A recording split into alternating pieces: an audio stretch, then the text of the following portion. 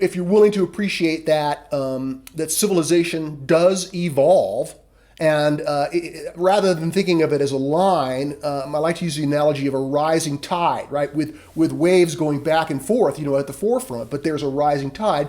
And, I have a lot of arguments for what makes something more evolved than another. But in our moment in time, we're in this turmoil. And I think that there's both some threats and decay that is associated with that. But I also think there's opportunities. And the biggest opportunity I see right now is for the emergence of the next significant worldview structure in culture. And so our understanding, not just mine, but this larger understanding within developmental philosophy of how culture evolves, puts a lot of weight on the idea of a large-scale worldview, right? So we have, if we look at history, we see that the world was dominated by the great religious civilizations for thousands of years. And while those developed in their own way, they came up with some small new technologies. What really rocked history was, I mentioned the Enlightenment, the emergence in the 1700s, or between 1650 and 1800 about. In Europe and the United States, there occurred the emergence of a new worldview, which was in a dialectical relationship with traditional religion. It pushed off against it, and in some cases rejected it, but nevertheless used the civilizing accomplishments, right? It springs out of, primarily modernity in the 1700s, springs out of Protestant countries in Europe. And this emergence has created this new worldview which now characterizes the majority of people in the developed world, which is a individualistic worldview that's focused on science and technology and the accumulation of status and improved lifestyles. I mean, there are many ways in which modernity has made the world a better place. Scientific medicine alone is a significant fruit of the emergence of this worldview. And so what do we, religions are these different religions. What is modernity? I think the best answer is that it's a worldview, that the set of values that reorients people's consciousness toward making progress and being innovative and having initiative to change things, that is very much the product of this worldview, this cultural consciousness that's delivered by the modernist worldview. And then, of course, in the 60s in the United States and in other developed nations, there was the emergence of another major worldview beyond modernism. This one's not as well understood or recognized within the larger culture. They can see elements of it, but they don't have this worldview concept to appreciate what it is. And our label for this next emergent worldview is a progressive postmodernism, the progressive postmodern worldview. And it emerged in the 60s as a youth movement. I mean, we could trace some of its thought leaders way back.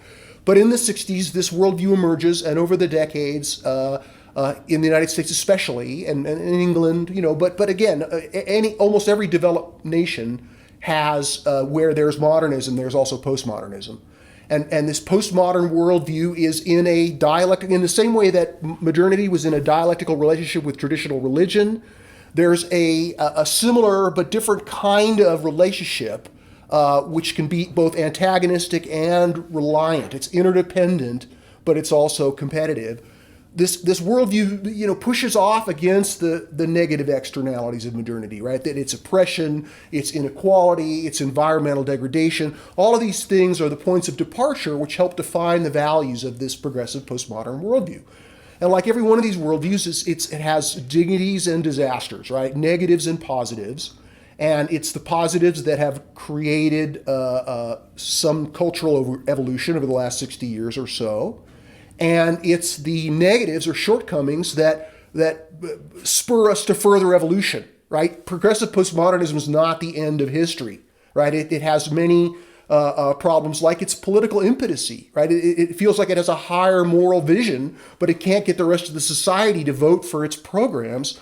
And this political impotency is at least one of the existential problems that shows that a more inclusive, and even more inclusive worldview has the opportunity to emerge beyond progressive postmodernism And that's where we are at this moment in history, from my perspective, is recognizing that on the horizon of history, there is arising another worldview that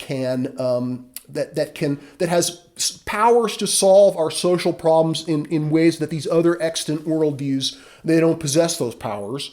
So the culture war, as it's called sometimes, it's not just a two-way war between left and right. It's really a three-way contest between traditionalism, modernism, and postmodernism to define the values and frame the higher purposes of Western civilization. Right. So this new worldview that's emerging beyond progressive postmodernism, there's a variety of names that are competing to define it or frame it. The word I'm using at the moment is post-postmodern, if you'll pardon the term. I think I try to adopt terms like modernism or postmodernism or traditionalism that are already in common usage, that are already in, people are already using those words to talk in general terms about what these forms of culture are.